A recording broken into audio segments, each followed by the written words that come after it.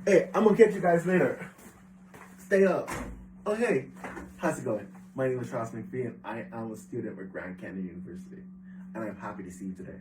But I can't stay long because I do have a class coming in shortly. But let's get straight to it. Today we're going to talk about literacy, what it means, and where we are going. All right. So let's talk a little bit about history. Did you know that written expression can be dated back as far as 3500 BC?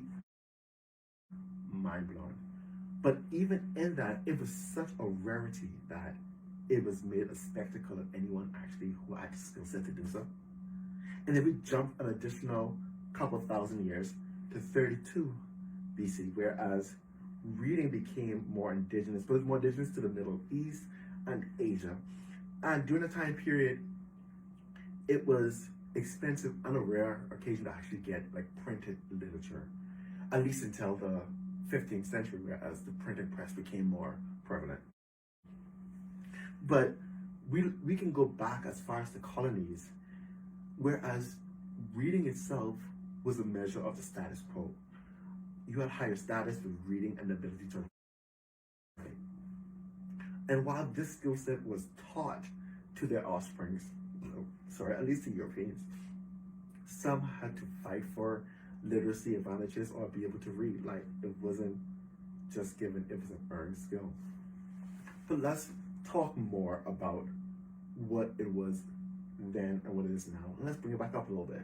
Around like the 1940, I think it was 1942, whereas the NEA, better known as the National Endowment of Arts, they actually did a study and they found that only 40% of the population was illiterate. And so they had a goal and they did some initiatives to fix it. And roughly about 45 years later, they got the percentage, at least the numbers, up to 95 million people who were literate.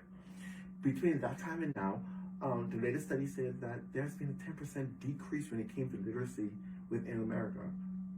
And while the contributing factors they say can be caused by the rising technology, the overall consensus was that there was a lack of appreciation when it came to reading.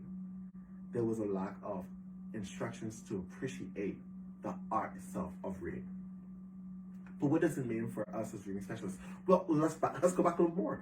Back around the 1920, 28, like around the World Wars, like in the 1920s, around the World War II, there was a title given, Master Reading Teacher, a title that I personally love. But the Master Reading Teacher at that time was a supplemental aid for reading for those kids who were significantly behind, who had the proper funding to support it. And they were subjected to just those particular students.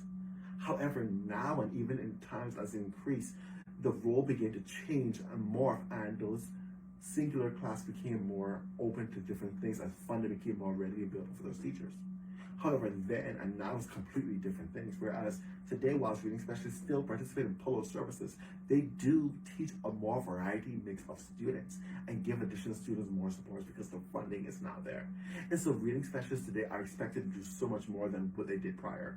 They're expected now to do professional development, they're expected to aid in reading programs, they expected to collaborate with staff and give trainings, they're expected to interpret data, they're expected to interpret with stakeholders, in addition to stay abreast on information with peers, stay information on laws, and provide instructions that create data avenues, and the list continues. But why? It's because there's such a need today for reading specialists to be more in the classrooms, to be more accessible, and to provide more means to help with the literacy rates in our school districts. But what does that put us right now? And what does that look like for us right now? Well, we have to understand what language is and components of language, and I like to call it the Trinity. The Trinity affects all three parts of literacy, which is oral, written expression, and phonological awareness. What does it mean? Where does it come from? And how does it aid in reading overall? Well, all three of these parts are very essential to the foundation to what we know as literacy, and they all in locking help each other out. We hear words, we listen to it, then we repeat it. That's our oral. We see it, we recognize it, we write it. That's written. And each one files it to the next. But significantly, when we think of phonological awareness, we make sense of what is written.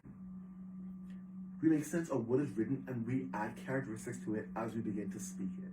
So this cycle keeps on going as we become more advanced, and it expands to incorporate more, and we build vocabulary on that. We build all of those components and we build grammar on that, because our language development then grows from that point on.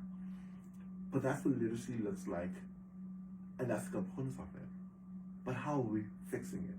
What are we doing to help literacy within our classrooms or within our school districts? I was asked this question, and to be honest, I think it starts with us making small changes.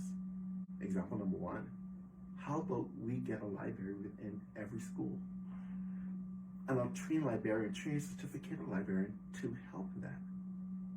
I've noticed in the schools I've worked in that most of the schools that didn't have libraries had very low literacy rates, whereas the schools that did had higher rates.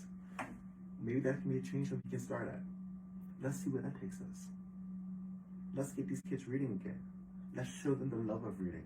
Let's get them to appreciate reading. Let's get them to understand what they read and to understand that reading is an adventure all by itself. Just gonna get on for the ride. But like I said earlier, I do have a class coming in, and I can't wait to talk to you again. But for now, bye-bye.